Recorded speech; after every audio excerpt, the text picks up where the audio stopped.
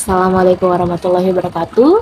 Halo semuanya, perkenalkan saya Putri Pratiwa Juningtyas dari kelas 10-9 dengan nomor absen 27. Di sini saya akan mengerjakan tugas saya ya tentunya tentang zina. Ya, siapa di sini yang zina? Oke. Back to the topic, di video ini kita memiliki mungkin sekitar 3 poin. Yang pertama itu ada pengertian zina serta dalil yang melarangnya. Yang kedua ada macam-macam zina serta hukumannya. Yang ketiga, sorry kameranya keter ya. Oke. Yang ketiga itu ada dampak, upaya, cara mengatasinya serta hikmah yang dapat diambil dari larangan zina tersebut, dilarangnya zina tersebut. Oke, kita langsung switch ya, kan banget. Kita langsung switch ke poin pertama pada video ini, yaitu pengertian zina. Maaf ya Bu Guru, saya nyontek. Soalnya saya baru pulang dari kerja kelompok, terus tadi saya bantuin orang tua saya dulu, terus saya baru ingat. Terus tadi lampu rumah saya mati. Enggak sih, lagi mati lampu Bu. Maaf ya Bu. Komen ibu komen. Oke, back to topic ya. Sorry guys. Di sini sesuai dengan PPT yang Bu Atfal kirimkan itu terdapat 3 pengertian. Akan saya bacakan pengertian yang pertama, yaitu zina adalah melakukan hubungan biologis layaknya suami istri di luar tali pernikahan yang sah. Bisa juga dikatakan sebagai tindakan menyalahgunakan kesucian alat kemaluan. Itu pengertian yang pertama. Lalu pengertian yang kedua, zina merupakan penghinaan terhadap hakikat jati diri manusia dan dibenci serta dilaknat oleh Allah karena termasuk perbuatan keji dan dosa besar. Oke, baik, hati-hati ya. Hati-hati teman-teman. Hati-hati, kerja bagus. Oke, bukan hanya 2 itu, ada satu pengertian lagi, tapi pengertiannya itu kayak di dalam Islam gitu, jadi udah disahkan mungkin. Jadi kalau di dalam Islam, zina itu merupakan perbuatan kriminal atau jarimah yang dikategorikan hukum hudud, yakni sebuah jenis hukuman atas perbuatan maksiat yang menjadi hak Allah Subhanahu wa taala. Lalu yang kedua, ada dalil yang melarangnya.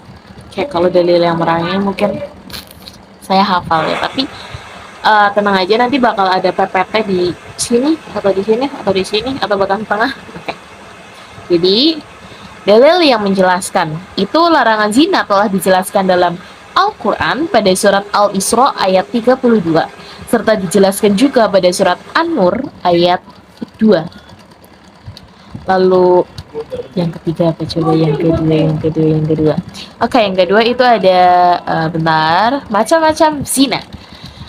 Oke, berdasarkan PPT yang Bu Atfal kirimkan, saya akan membacakan aja.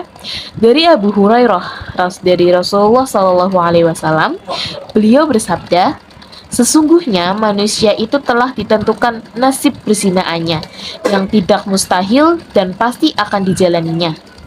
Zina kedua mata adalah melihat, zina kedua telinga adalah mendengar, zina lidah adalah berbicara, zina kedua tangan adalah menyentuh, zina kedua kakinya adalah melangkah, zina hati adalah berkeinginan dan berangan-angan, sedangkan semua itu akan ditindaklanjuti atau ditolak oleh kemaluan. Hadis riwayat Muslim.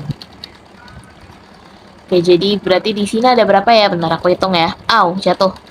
Yang pertama itu ada zina lidah, atau zina kedua tangan, zina kedua telinga, zina mata, zina kaki, dan zina hati.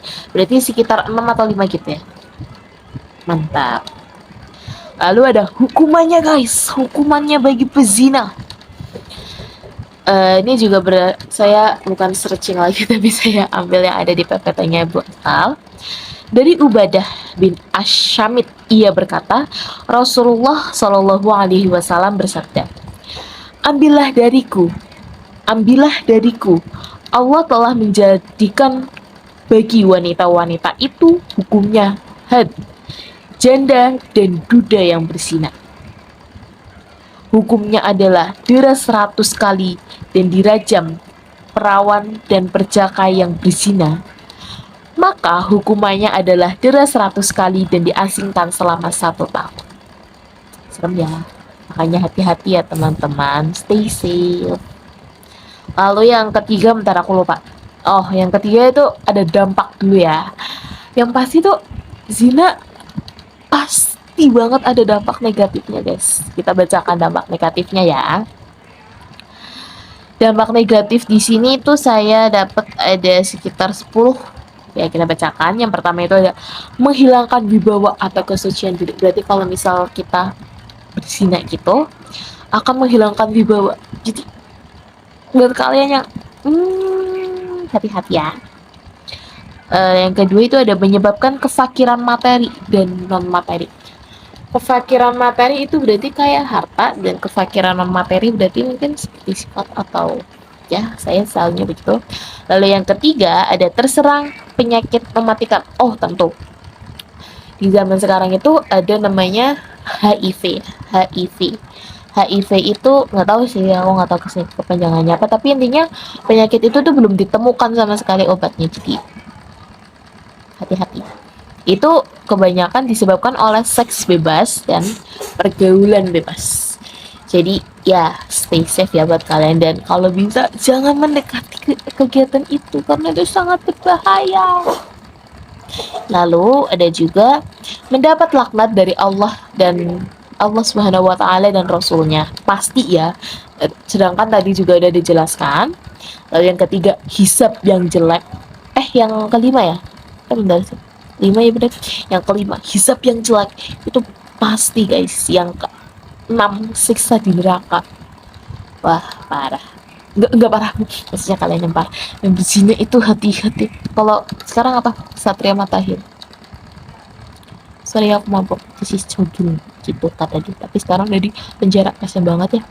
Lalu selanjutnya itu ada dijauhi dan dikucilkan oleh masyarakat. Oh tentu, apalagi kalau masyarakat itu tuh kayak berpegang teguh, bukan berpegang teguh sih, kayak menjaga gitu, menjaga jangan ada perbuatan kayak gitu. Apalagi kalau misal ada kayak gini, udah pasti kena ya teman-teman. Lalu ada nasab menjadi tidak jelas. Aku jujur nggak tahu sih nasab itu apa, jadi kita skip aja ya. Anak hasil zina tidak bisa dinasabkan kepadanya. Aku juga nggak tahu maksudnya apa. Oh, dinasabkan kepada bapaknya. Lalu anak hasil zina tidak berhak mendapat warisan. Oke, kita switch lagi ya teman-teman. Kita switch ke apa hayu. Bentar. Dampak upaya ya. Setiap masalah itu pasti ada solusinya, walaupun pasti berbeda ya, nggak mungkin satu masalah satu solusi. Maksudnya berbagai macam masalah satu solusi ya mungkin ada, tapi kalau yang ini kayaknya agak baik. Nah, oke, jadi yang pertama itu ada menjaga pergaulan yang islami dan sehat. Tentu aja pergaulan atau lingkungan pertemanan itu menurut saya sangat penting. Bukan cuma lingkungan pertemanan, tapi lingkungan kehidupan sih lebih tepatnya. Kalau lingkungan kehidupan itu berarti ada lingkungan keluarga, lingkungan masyarakat, lingkungan pertemanan itu menurut saya itu wajib diperhatikan banget sih. Kayak kalau misalnya ada lingkungan pertemanan yang menurut kalian udah salah, itu ada baiknya langsung dihindari ya. Lalu yang kedua itu ada menjaga aurat dan kesucian. Menjaga aurat itu pasti gak sih? Karena ya walaupun zaman sekarang banyak yang bilang ya walaupun dijaga aurat tapi masih ini jadinya ini kalian itu menurut saya salah banget. Kalian harus tetap jaga aurat kan? Kasian jodoh kalian nanti auratnya masa dilihat cowok lain. Oke, jadi yang ketiga itu ada menjaga pandangan. Pasti ya. Yang keempat itu ada menjaga kehormatan. Yang kelima itu ada meningkatkan aktivitas dan rajin berpuasa. Meningkatkan aktivitas, jadi kita mempersibuk diri supaya kita tidak ada pikiran untuk terjerumus ke dalam hal-hal seperti itu. Lalu guys, untuk yang terakhir itu ada bentar ya, saya cari dulu. Hikmah. Dalam semua masalah pasti ada hikmahnya. 1. sebagai upaya untuk menciptakan kehidupan. 2. Rumah tangga yang harmonis. 3. Dapat memelihara kesucian jasmani dan rohani secara baik dan terhormat. 4. Dapat menjaga dapat menjaga kesehatan jasmani dari berbagai penyakit yang membahayakan kehidupan. 5. Dapat menciptakan generasi yang baik, bersih, dan suci secara lahir dan batin.